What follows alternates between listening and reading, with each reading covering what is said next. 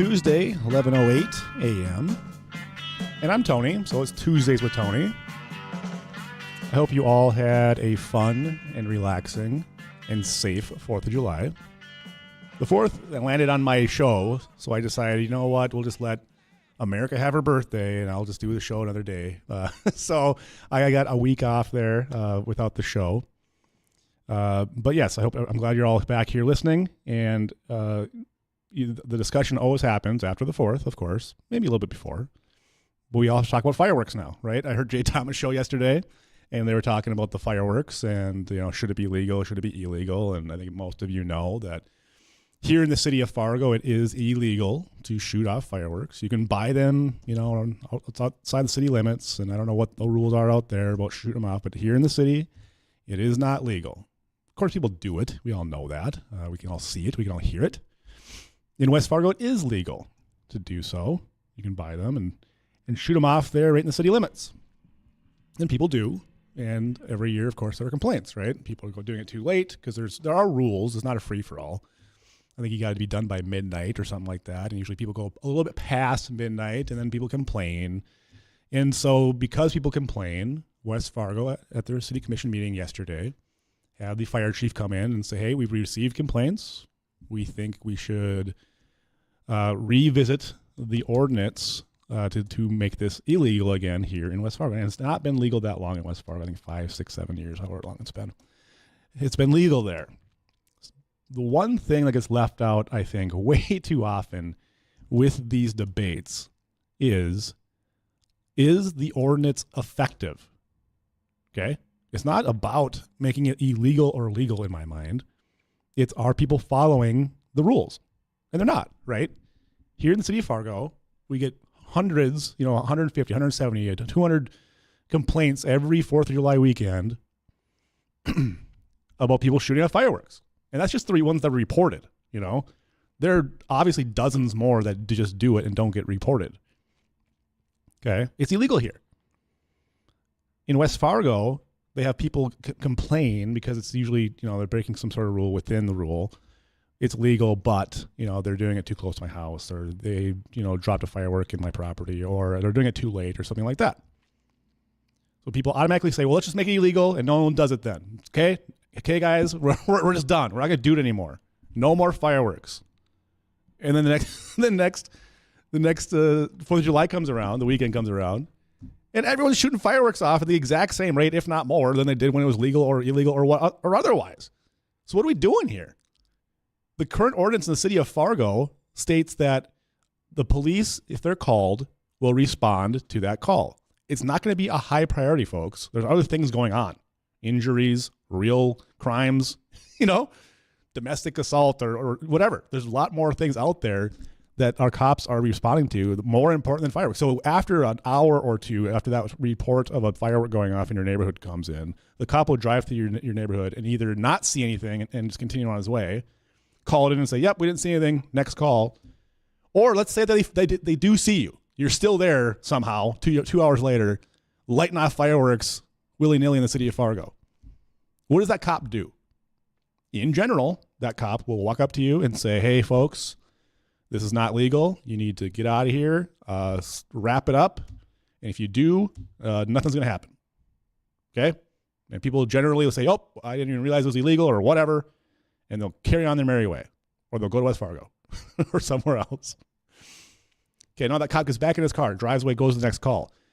What happens then, in order to get a fine of $100, by the way, the fine's $100, another call has to come in on the same person in the same location, and an hour or two later, that cop will come back and see if that person's still lighting off fireworks 4 hours later. And if he does catch that person lighting off fireworks in the city of Fargo, then they will give him a $100 fine. Do you have any idea how often that happens? It has never happened. No one ever gets fined for this because that's a ridiculous thing to consider, that you would be there for 4 hours lighting off fireworks. So the wrong questions are being asked and answered here. Should it be legal or illegal? Okay, fine, whatever. But the real question is, how do we make it safe? Or safer? It's not going to be safe. You're talking about exploding fire, okay? It's not going to be safe. Safer is the goal. And the safer option is to have designated areas in the city of Fargo and West Fargo where people are allowed to go and be monitored by police and fire and first responders, as in ambulances, on hand for that 4-hour period, and have that there. Have fun. Go nuts. And if you get caught doing it somewhere else in the city of Fargo, you get a hefty fine the first time you're caught doing it. Okay? It's really simple. Other places have done it. We're not recreating the wheel.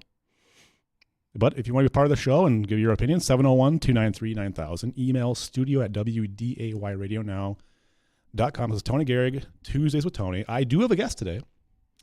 Edward Kristosik. Say it. Kristosik. Okay, sorry. Say it again. The mic was off. Kristosik. I don't know why I have a problem with like Polishness. It's Polish, right? It is. I don't know why I have a problem with that. I can say Dean Wysocki without a problem. You get used to it. It took me 50 years to figure it out.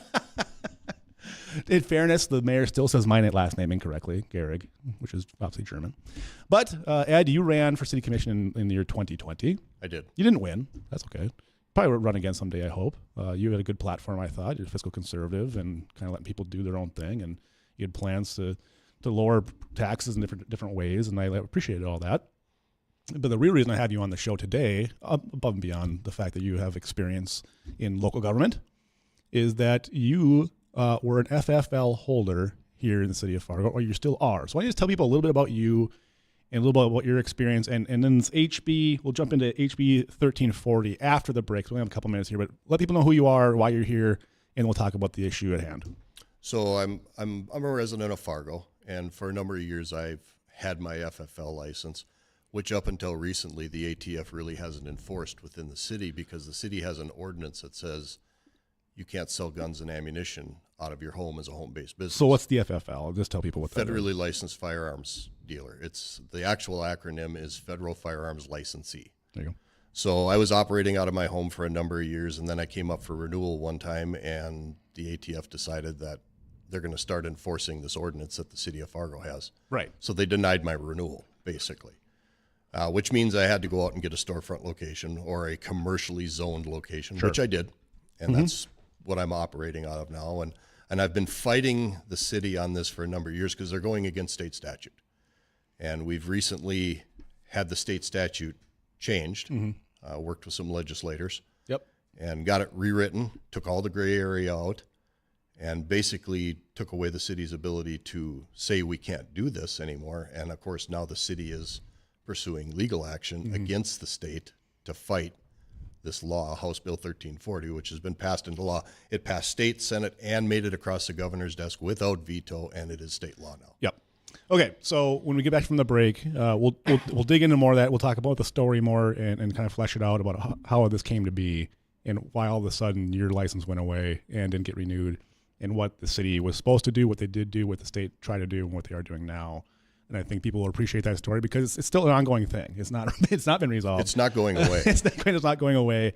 And some of the commissioners are very, very passionate about guns in a negative way, right? They're very much against, I think, the Second Amendment and people exercising those rights. But we'll get into all that at the other side of the break. If you want to be part of the show, 701-293-9000. Email studio@WDAYradionow.com. We are live on Facebook and on YouTube. And if you want to be part of the show there, we have Charles, who said, another stupid regulation and overreach by government. Stop expecting the government to solve your problems. Talk to your neighbors, he says. I agree. All right, we'll see you on the other side of the break. Tuesdays with Tony. Ooh, that red, white, and blue. And when the band plays Hail to the Chief, ooh, they point the cannon at you. Now, it ain't me.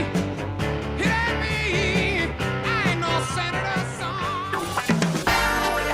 Hello, Fargo. This is John Adams, your host of Talk of the Town. My show is designed to highlight everything great about the city, the valley, and the country in which we live. I've had the great fortune of meeting, working, and living with wonderful people in the Fargo-Moorhead area, and I want to bring their stories to you.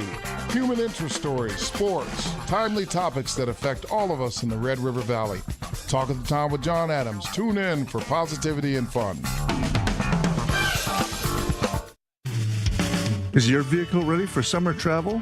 Matthew Carlson here at Fix It Forward Auto Care Our free 15-minute safety inspection can identify vehicle issues that may cause problems and breakdowns when you're on the road this summer travel season. Need tires? Our knowledgeable staff can find the right tire that fits both your needs and your budget. Be prepared to enjoy worry-free driving this summer when you have your vehicle serviced at Fix It Forward Auto Care, the name you trust for car repair. Fix It Forward Auto Care.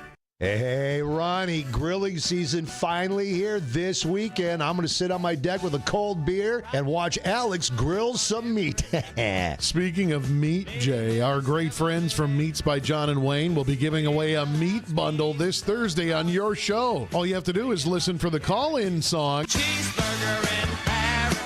And be the 9th caller. Ronnie, there's a reason those guys have been voted best butcher shop in the Red River Valley since 2016. Meats by John and Wayne. All your meat needs.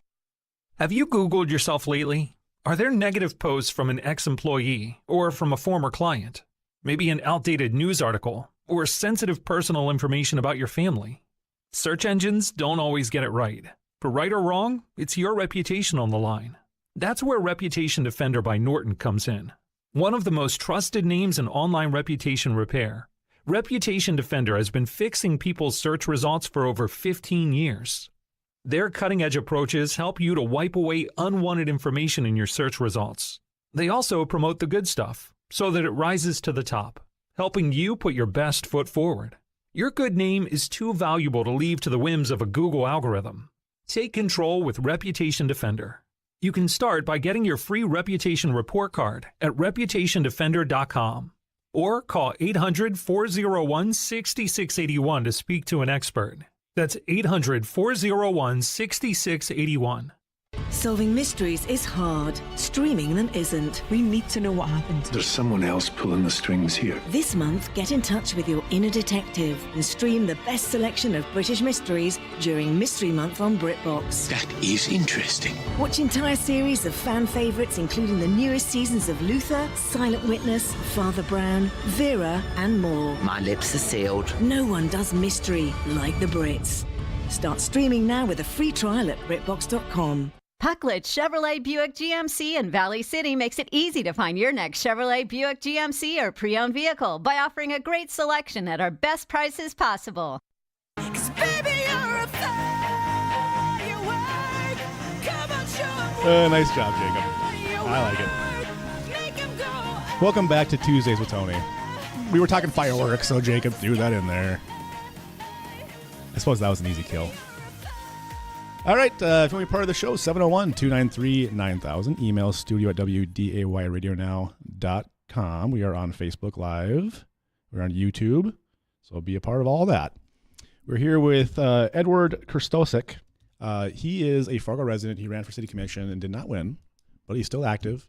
He's also an FFL holder here in the city of Fargo. And so, Ed, when we left off for break there, you kind of gave the big broad overview.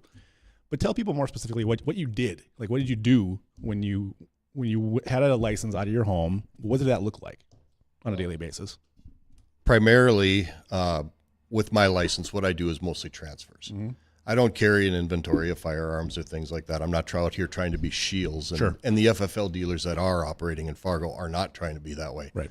We primarily mostly do transfers. So, say Tony wants to buy a firearm on whatever gun site. Yep.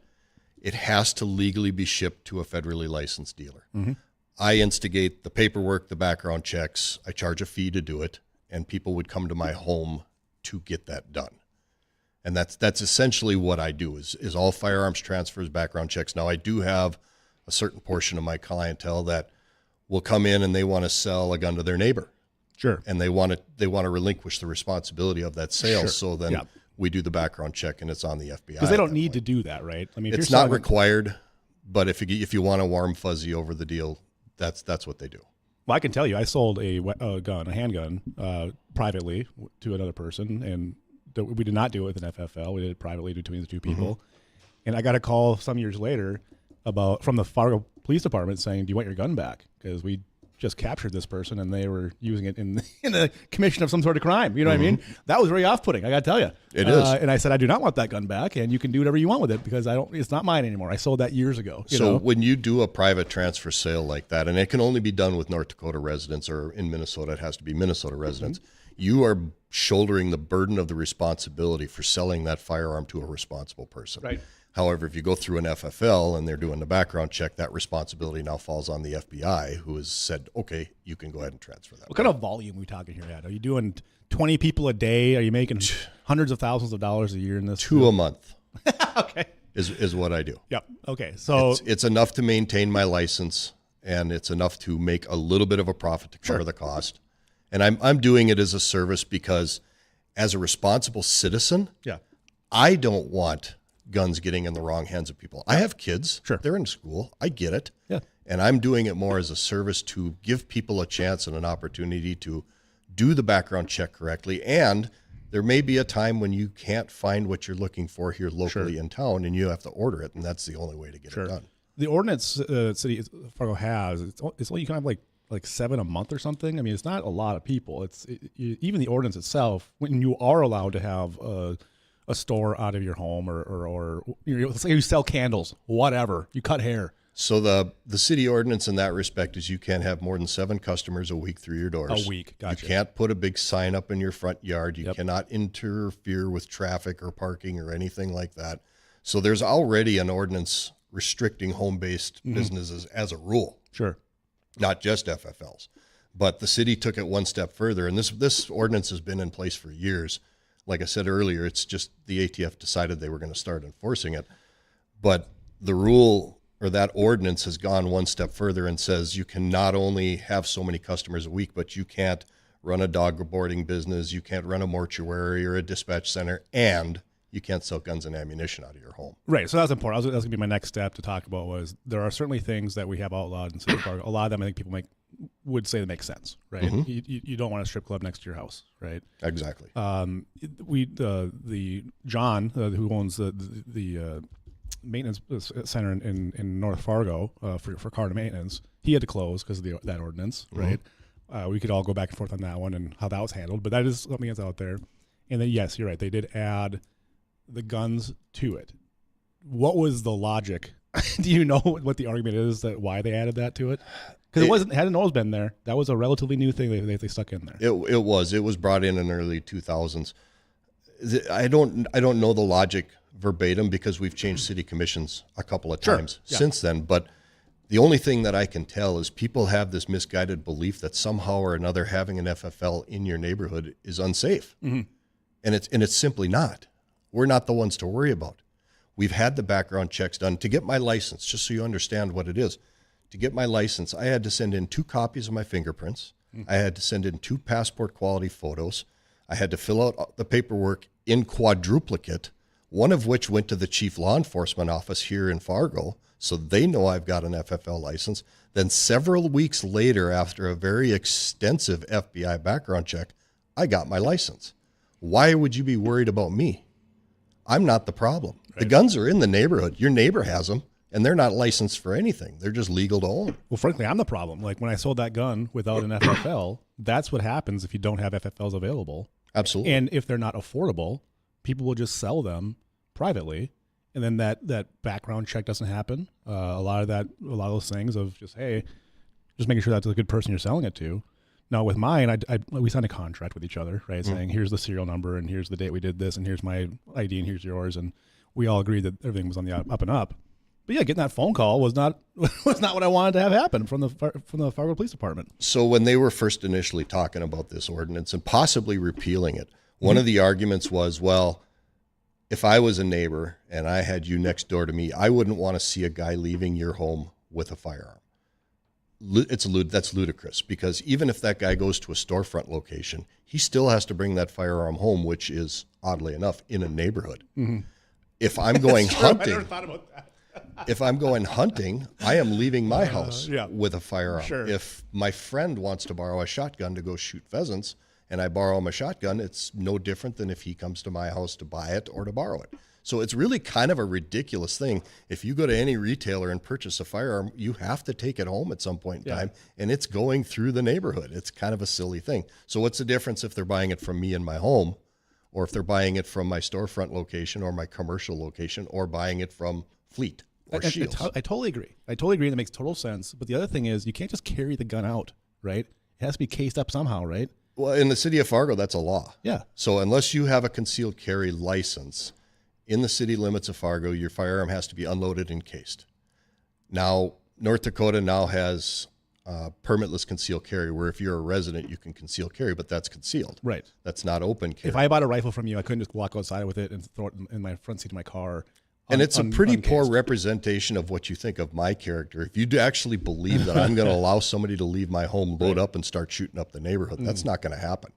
It's just simply not. Right. I mean, as an FFL and a gun owner myself, and somebody who's been in the military for 23 years, and I know how to handle myself, I'm not going to allow that to happen. Sure. So you have a pretty low opinion of me and my character if you believe that that's what's going to happen. And most FFL dealers are going to be like that. Sure.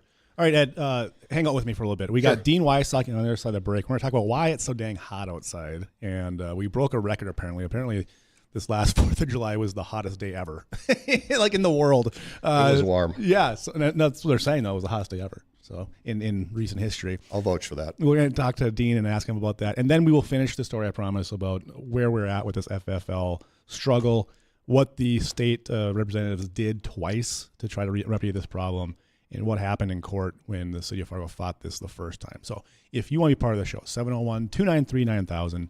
Email studio@wdayradionow.com. I'm Tony Gehrig. This is Tuesdays with Tony.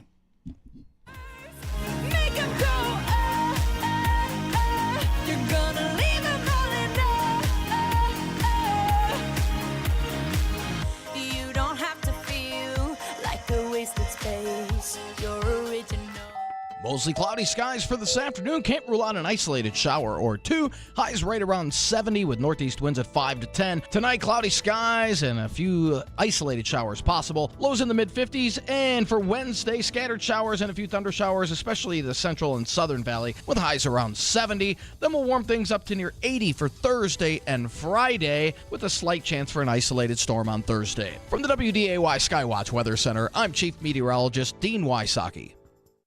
In Lithuania, President Biden meeting with Turkey's President Erdogan on the sidelines of the NATO summit and praising his support for Sweden to join the alliance. Ukraine also at the top of the agenda. ABC's Inez de la Quintera is there. We're probably going to see them touting strength and unity. This was, of course, a major sticking point, a source of disunity in the alliance, this issue of Sweden's accession, Finland's accession. There have been other sticking points, whether you look at the issue of fighter jets, of cluster munitions, things also like whether Ukraine should be allowed to join NATO. And so I think you're going to see both Erdogan and Biden talking about how they are stronger and more united than ever. The Consumer Financial Protection Bureau says Bank of America will pay $150 million in penalties for charging customers fees twice and opening accounts without consent. Another $100 million will be paid to customers. Heat alerts stretching coast to coast with triple-digit temperatures smothering the Southwest. And in Vermont, the residents are cleaning up from catastrophic flooding. Michelle Franz and ABC News. Rev up your engines for Track Talk with Jason Berg, the ultimate racing radio show every Monday night at 6:30 on WDAY Radio. From the hottest drivers, latest racing news and analysis, to recaps of the best dirt track races in the region. All live from O'Kelly's Bar and Grill. If the dirt's flying, you can bet Jason Berg is covering it. Track Talk is brought to you in part by Buffalo River Speedway, Randall's Excavating, Line X, Lewis Electric, Aggressive Towing and Recovery, and WDAY Radio. It's a beautiful sunny day and you're enjoying the comfort of your home. But have you ever thought about the safety and the need for fresh air? At Precision Concrete Cutters, we specialize in egress windows, ensuring safety while providing a breath of fresh air. Imagine having a window that not only allows for easy escape in emergencies, but also floods your basement with natural light and fresh air. With Precision Concrete Cutters, you get the expertise and craftsmanship you can trust. Our skilled team will transform your basement into a safe and inviting space. Don't settle for dark and stuffy. Visit pccnd.com.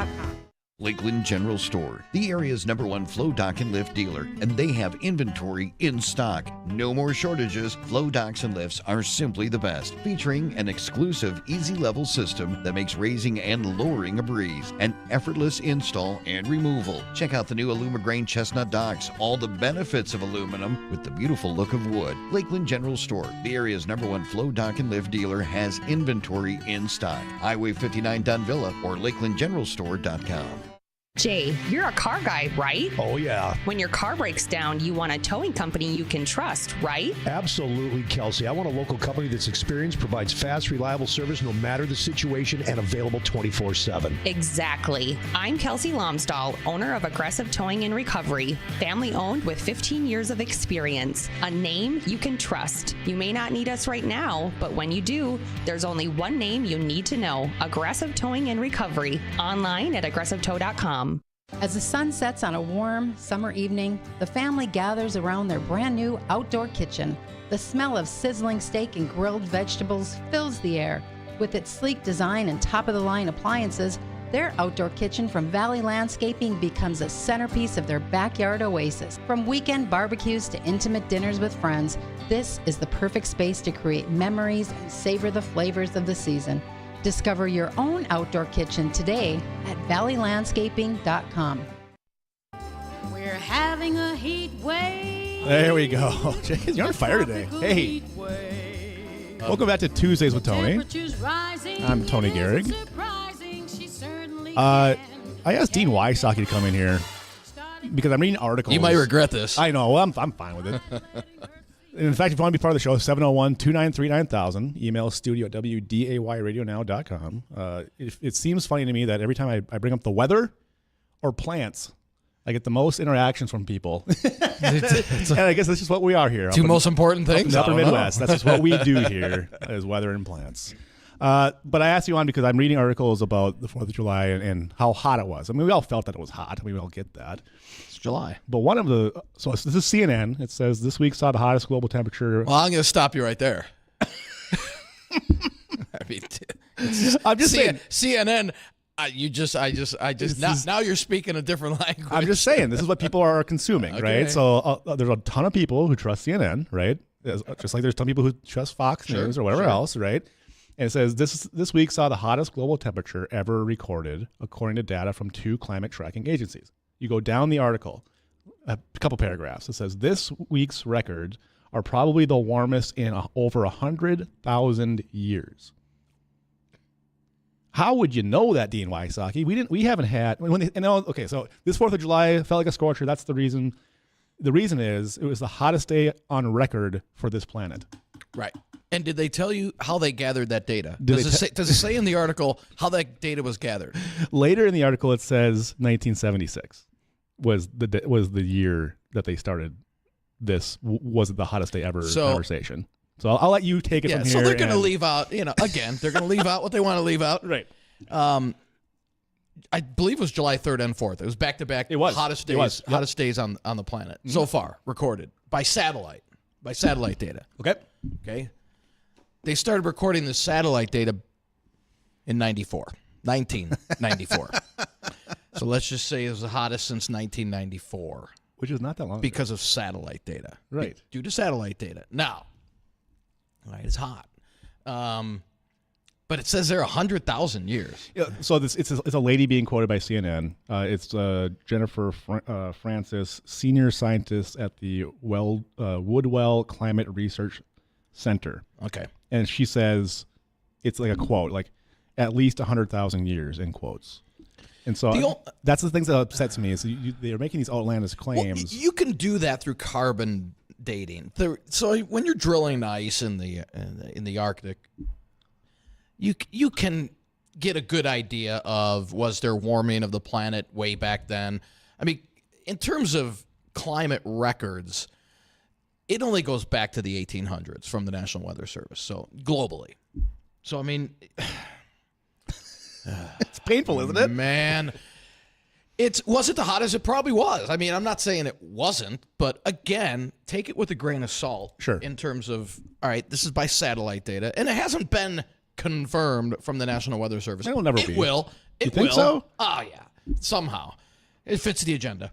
So, again, if this is done by satellite data, that only goes back to 94. So, are we warming? Yeah, of course we are. I mean, you'd be stupid to say the Earth is not warming.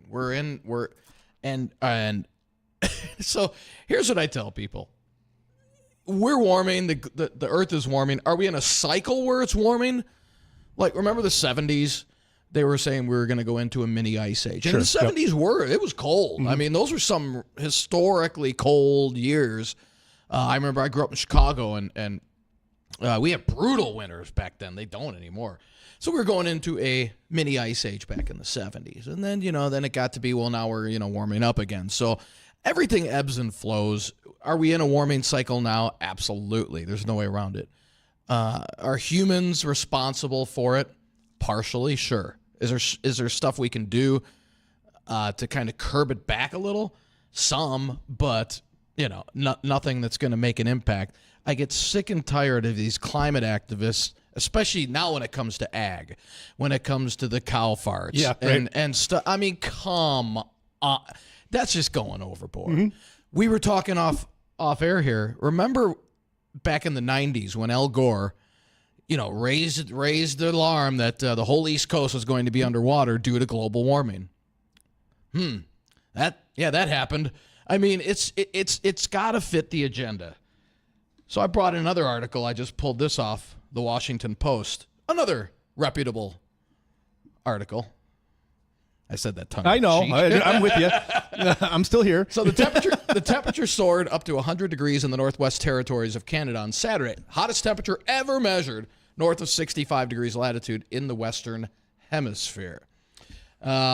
This is also, and we've all been kind of accustomed to this with the Canadian wildfires. And let's see. Let me pull. So British Columbia's largest wildfire on record is approaching 1.5 million acres. And more than 2.7 million acres have burned so far this year in British Columbia compared to an average annual of 1 million acres. And guess what they're blaming this on? Global warming. Of course. But guess what they're not telling you? What's that? Oh, they were saying that Eastern Canada, which is unusual for them to get a lot of wildfires, they're blaming that on global warming. What they're not telling you, if you dig into this a little bit and do some deep research instead of the Washington Post, CNN, a lot of those wildfires in Eastern Canada were set. They were purposely set. But you don't hear that. Sure. Now, the stuff in Western Canada, yeah, a lot of that is due to the dry weather, and they have not had a lot. It's been dry. It's a dry summer out there. It is what it is. How about clearing off some of that underbrush and taking care of that? So when you do have dry summers and you do have a lack of precip, you're not going to deal with so many fires. Now, these Western Canadian fires we should start to get a little bit of rain in there, but not a whole lot. This is going to be a problem through the end of the summer for the wildfires up north. I mean, so the things that I was reading is, it's El Nino.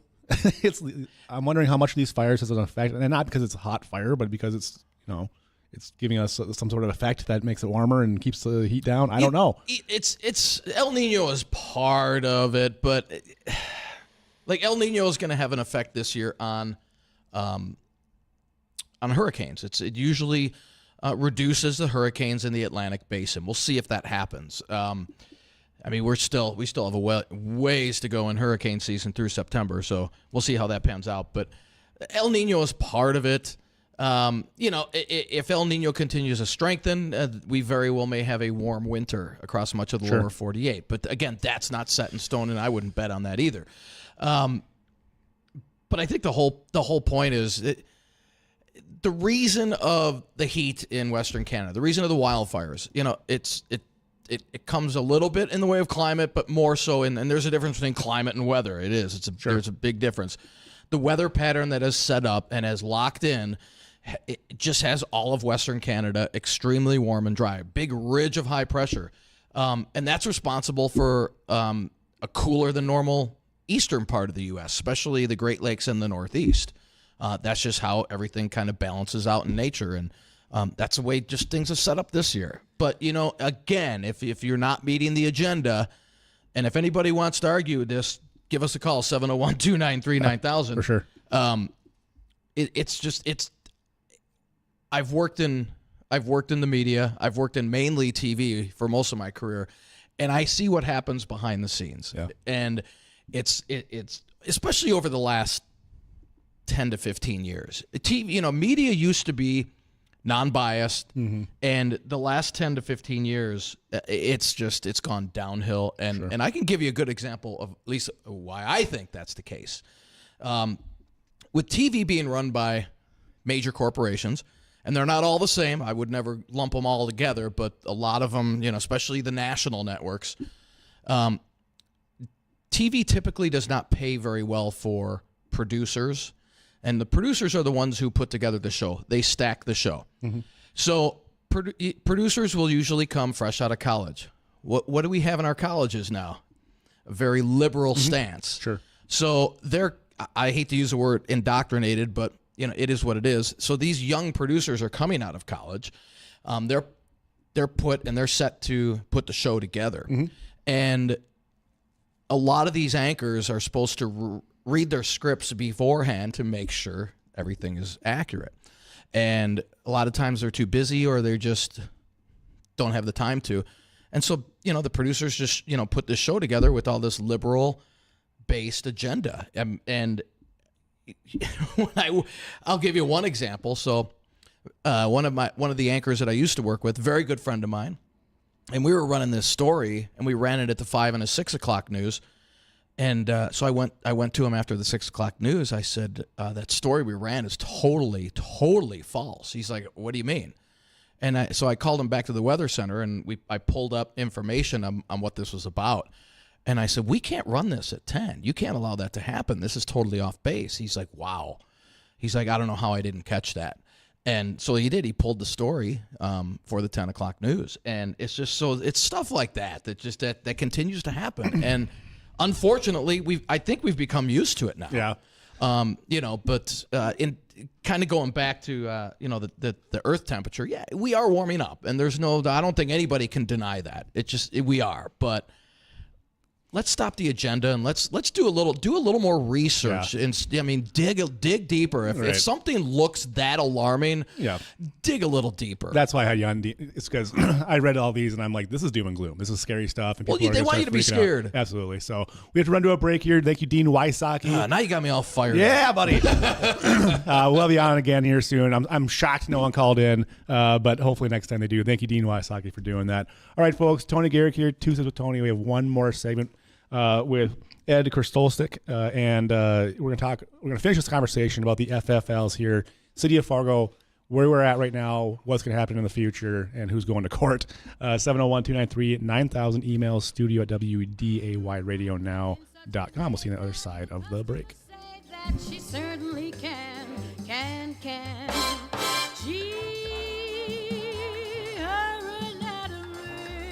They'll have you laughing right along with them. They're Bonnie and Friends. Will we see sun, or is it going to be hiding all day? Once the sun gets up a little higher angle, you will start to see some. But How come you didn't yell at Bonnie? Ty took your open, then she said, "We're going to see the sun today." Well, it's in my forecast. Can't you wait till I do the forecast? But nobody yells at Bonnie. You don't yell at Bonnie.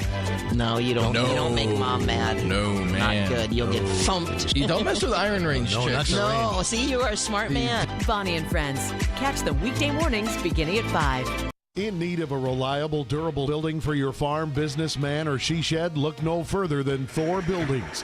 At Thor Buildings, they specialize in post-frame construction. They use the highest quality materials to ensure that your building can withstand the toughest conditions. Buildings that are designed with your specific needs in mind and built to last. With their experienced team of designers, engineers, and construction experts, you can trust that your building will be built with the utmost precision and attention to detail. So when it's time to put the hammer down, build with Thor.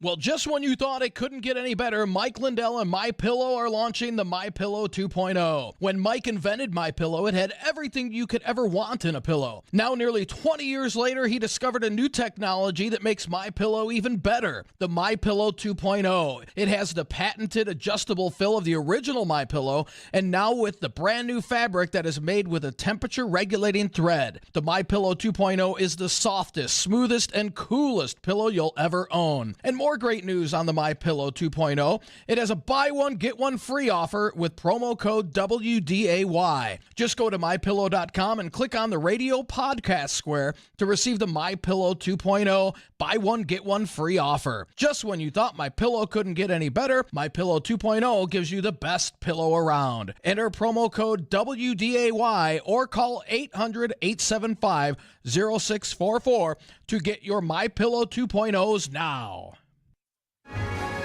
Grain markets remain higher on Tuesday. This is the American Ag Network. of Jesse Allen with this market update. We're joined now by Arlen Suderman of StoneX for market analysis. Arlen, grains mostly higher here as we work to midday. Looks like maybe some positioning ahead of Wednesday's WASDE report, and also the Black Sea grain deal issues, I think, are playing a role here. What are you seeing in grains today? Well, I think, first of all, we need to look at the fact that we have a little bit of a risk-on attitude on Wall Street today. A little bit better and encouraging ideas about the Chinese economy with some data that came out overnight. Expectations, I think maybe wrongfully so, but expectations on Wall Street, maybe a little optimism that tomorrow's inflation data may come in low enough to allow the Fed to consider a pivot later this year in their monetary tightening. So that's creating a little bit more enthusiasm and freedom of money flow for the equities and for the commodities overall. So we have that background. Then you add to that the strength and anticipated tightness of the soybean balance sheet in tomorrow's USDA crop report following a 4 million acre drop in acreage on June 30th. Now USDA's got to figure out a way to put that on a already tight balance sheet for soybeans. Corn and wheat, looking at a likely cancellation of the grain initiative out of Ukraine, making it difficult to export those two commodities out of Ukraine over the coming months, tightening things up there, looking at crop ratings that are still relatively low from the historical standpoint. Even though they rose yesterday in the weekly USDA report, they're still relatively low overall over the years that we've been keeping track of crop ratings. So just kind of that building support and positive optimism going into tomorrow's report, and then we'll see what USDA does with the numbers tomorrow. And great thoughts there once again. Arlen Suderman with StoneX for market analysis here on the American Ag Network. I'm Jesse Allen.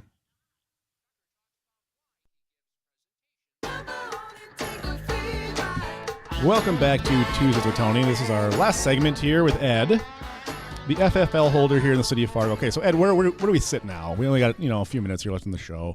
Where do we sit currently? So the city of Fargo still has that ordinance on the books. It went to the Congress here in North Dakota. They created a law, saying, hey, you can't, as a city, make an ordinance. Not an ordinance even, it's a zoning. You can't use zoning. It's a land development code. Yep, to make it so people can't, sell guns and ammo out of their homes, because there's already a state law saying that subdivisions cannot make rulings based on selling guns and ammo. And the city of Fargo made the argument, well, it's not an ordinance, it's zoning. Which is right. Was like, tell people about that, because I find that to be fascinating. So that was exactly right. They framed it as a land development code. So we went back to the state legislature and we asked them to change it to get that removed, which is exactly what we did. Now it says no land development code, no zoning ordinances, nothing.